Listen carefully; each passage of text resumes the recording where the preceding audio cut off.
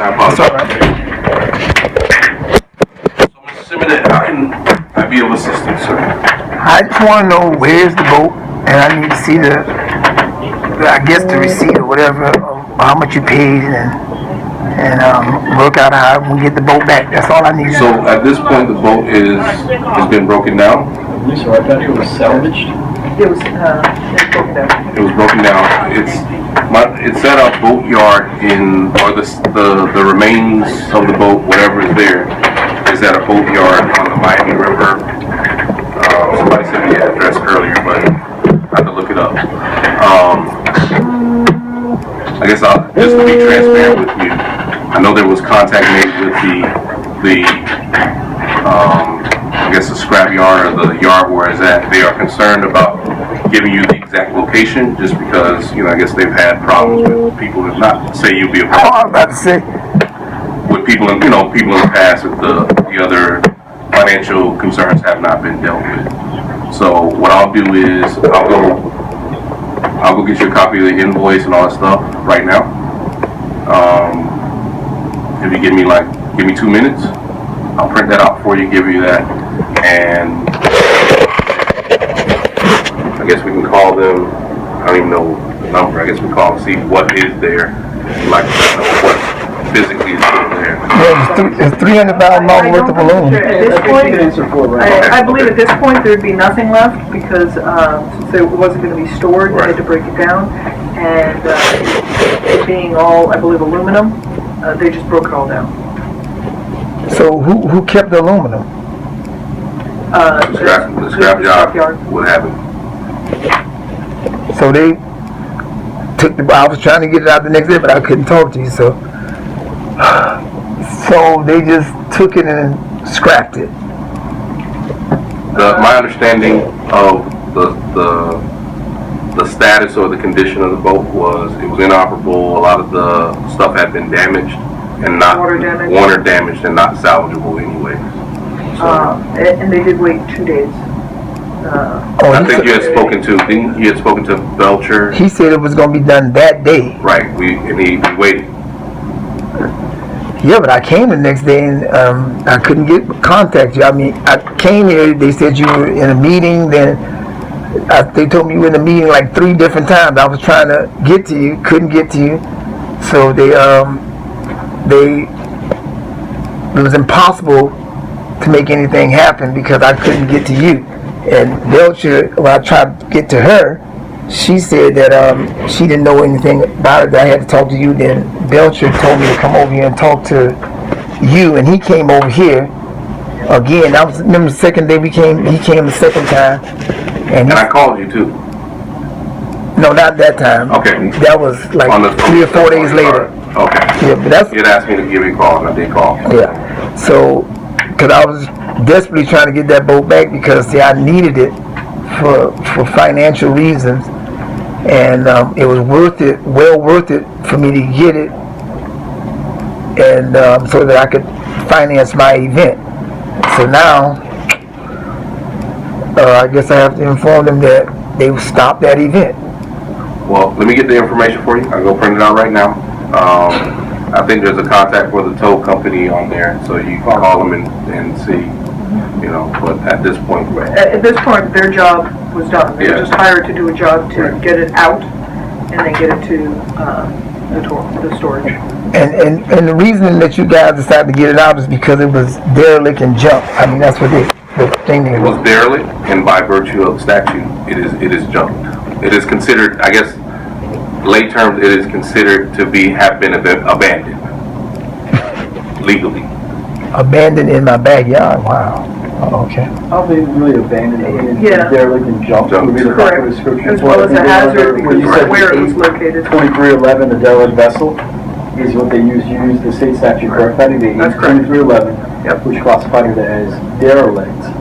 And then they also use the city code 10-9. As far as 19. Right. Considering it was junk. So I think they ran parallel processes, and it was basically taken under the derelict vessel statute. That is correct. And I think as well as it being a hazard. And you guys sent them 2 notices, correct? There was a lot of discussion back and forth, and finally we did send a 10-day notice saying within 10 days, if you don't remove it, we will have to. That was posted both on your door and your car, and I was told that it was mailed to you as well. No, they told me they posted it on the outside of the boat. That's where And both then police officers said it was posted. a subsequent, post the 10 days, a 3-day notice saying you've missed the 10 days. Again, that was posted on both the boat, and I was also told it was mailed to you. Now, whether it was mailed or emailed, I don't know. It was mail I certified. think it was certified, there's a certified Yeah. number on the top of the letter. Okay, then it was certified mail to you. Yeah, well, And that was a 3-day. And then, of course, you were there for, so in other words, if somebody's boat sinks in their backyard, you guys have the right to come and take the boat, and then they don't have a right to really get it back. When you say your backyard, what do you consider your backyard? Well, according to 827.07, it says that if a boat sinks in somebody's backyard and it's not your house, but you're a friend of the person, and it's your private dock, then you have to give them 60 days. This was the issue that came up last night. Yeah, and the attorney opined that was not applicable. I know if it's not applicable, I'm just saying that tells you there that they consider the boat that's docked in the back of somebody's private yard is considered private property. And because I know you guys had that issue with the city of San Suchi and some other people, about a few months ago, when they was trying to say that Talking about the dock issue.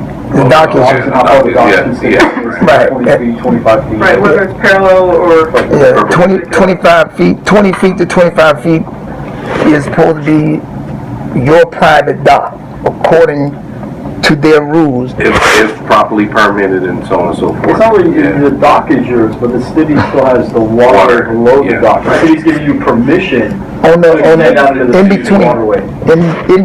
that's part in between, which is where you dredge. Is See, probably from your seawall, your property ends at the seawall. The city owns the rest, and owns the entire canal, or it's public right away, right? The entire canal. but not actually. But if that's what you say, that's your That's the interpretation. reality. That's So nobody has a private dock. the docks are, or the seawall is, but the docks themselves are on city property. They The dock allow is you private, to use They it, allow you to put it in. Correct. So the dock is yours. Public property. but it's on not your property. Okay. the same way the swell in front of your house, the grass swell. I know if you actually go look at the county map of your house, you'll see a line going through your front, like the front part of your front yard. Where your gate is, where your front gate is. Everything Post that? post that to the street is actually city right away. That's Now, by law, you still have to maintain it, but it is property owned by the city. And the same would apply To the if canal. the canal from the seawall out into the entire canal. And the That city is allows you to property. park your vehicle in the Right. And front. we permit. But it has to be maintained at a certain level. Right. And once it's sunk, and it was there for a month, it was derelict and a hazard, and it had to be. I was really there for 3 weeks. They came, it took them 6 days to get out. That's where the month came in. The 6 days that it took you When guys. did it first sink? May 6th or 7th from one of those days. No, Yeah, they they towed it did. out, they towed it out. It must have been April 2nd, because I thought April. Yeah. April. the first time I saw anything about it was April 6th, I think. I saw a picture Yeah. floating around somewhere on April 6th, so some Yeah, April 6th and 7th. prior to April 6th. So we were out there every day, and as the neighbors would all tell you every day, because I was desperate to get it up because that's what I was going to use to finance the event. I mean, now I'm getting people that's going to help me finance it, but that's what I was using to finance the event. So therefore, I was busting my behind to get that boat out. So I know that because they surprised me because the notices that I did get was from Blanchard is his name? Blanchard, you would have got a code notice from Blanchard. Right, that's the only I notice. think the first thing you would have got from Blanchard would have been a notice saying that you have a derelict vessel in your backyard. Right, and And that's where you would have saw the $250 fine. right. After you got the first notice for being a derelict vessel, you would have got a second notice from code saying that you have junk on the public right of way, which is like the manager described between seawall and seawall. In addition to that, separate from code, the Marine Patrol then took the primary lead in the case, and the Marine Patrol would have went out there and they would have given you a 10-day notice. I think it was So it's certified actually mail and it was sent there. it was actually And it was sent signed by through the city manager. Exactly. And that one I never got, because they said they post. I got them saying to me that they posted it on the outside of the boat. I would have to have had another boat to go see that. But what I'm really saying is that Blanchard never told me, and he admitted he never told me that he was going to take the boat. He said he was going to find me, and that then they would put a lien against the property, just like if they forced to cut your grass. They don't come take your house. They just come and take. I think Blanchard was speaking from the code enforcement side, not the Marine Patrol side. Yeah, because he was the only one I was in. He was the only one I was in contact with, was Blanchard, until they made the decision to come take the boat. When I saw them out there taking the boat, that's when I got all of the other information. And I came here and asked for information. I wanted to see the judgment. Did you see the Marine Patrol guys out there prior Several to? times. No, when they came out there, when they came to take it. Prior to them taking it, you never saw the Marine Patrol boat out there, the Marine Patrol officers? No, I saw them come out there twice. They rolled by and asked me, how you doing? Is everything all right? Because the Coast Guard came out there and determined that it wasn't blocking the waterway and that there was no oil, because they took all of the oil out prior to that. So they said they saw no problem. Then the guy from Durham came by, and I got all of their reports, and he determined that there was no environmental hazard, because the people that make the decision on whether to remove the boat is the Coast Guard, Durham, or Fish and Wildlife. They're the only ones that can make the decision in public waters. So she told me I didn't have anything to worry about. The lady that was out there, she said, just get your boat up, because I remember the boat had this problem the last I time. remember last night, didn't the city attorney say also any law enforcement agency? Yeah, but it has to first be determined by those people, and then any law enforcement officer. And guess what? Not only a law enforcement officer, a human being, that if he gets there first, he can actually salvage the boat. I learned that from a guy that's an absolute pirate named Captain Bill, and they can actually go out there and get your boat up, and the boat legally becomes theirs. Whoever gets it up first, all they wanted is a That's actually, and what they're more concerned with, because we have discussions with them as well, is open waterway.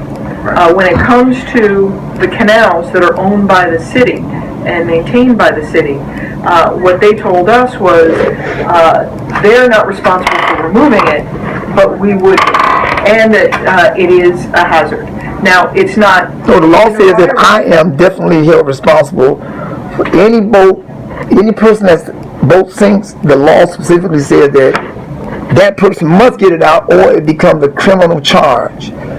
It's not just you gotta pay. It's also a criminal charge if you do not get out, because in the state of Florida you have to get your boat out. I know that because I've had another yacht sink over there by Watson Island, and they came and told me, they made sure I understood that if I didn't get that boat out and they had to get it out, I would be arrested. So that's why I met Captain Bill, and I got the boat out because I had that threat on me. So I know, I've been through it before, so I know what it takes. Like at Eastern Shores, that boat was sunk for 2 months till we figured out how to get it up, because it kept falling back down.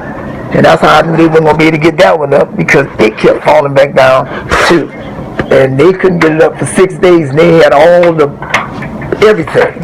And I had not as much as they had, but I actually got the boat up after they couldn't get it up, because I was told that if you get it up if you can take it out here before Wednesday, you can take the boat.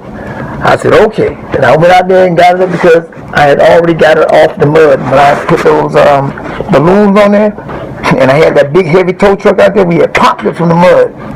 When I did that, you guys came. I said, listen, I'm about to get the boat up right now. They didn't want to hear it. They moved me out the way. They said they're going to take the boat today. I said, okay. And I told them I objected to it and everything. And then the Sea-Tow came over there. They tried to get up and the boat fell on top of them about 4 or 5 times and swung all the way out in the middle and everything. They wouldn't even been able to get it out.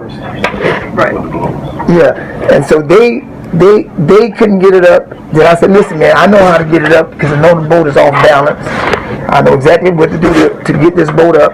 Because last time I had to tie it, we figured out how to tie it to the top and on this side. And I tied it to the top and it pumped it right up. It had tow trucks pull it over and the boat was up. And the next day on Tuesday, after he told me I had to Wednesday, that's when they came and then they put the straps, because they wouldn't even be able to put the straps on the boat because they'd settle back down in the mud again. They would have had to take one of those things and blow it, one of them things with the explosives on it, and blow the straps up under there. They didn't have to do that because I had already gotten it up. And it was tied to the top. So in actuality, I did their work. And they just came and took it. So, that's the way it goes. I know I don't have any rights right now, so that's the way it goes. Let me get the paperwork for you. Yes, sir. Print it out and bring it to you. All right. Give me one second.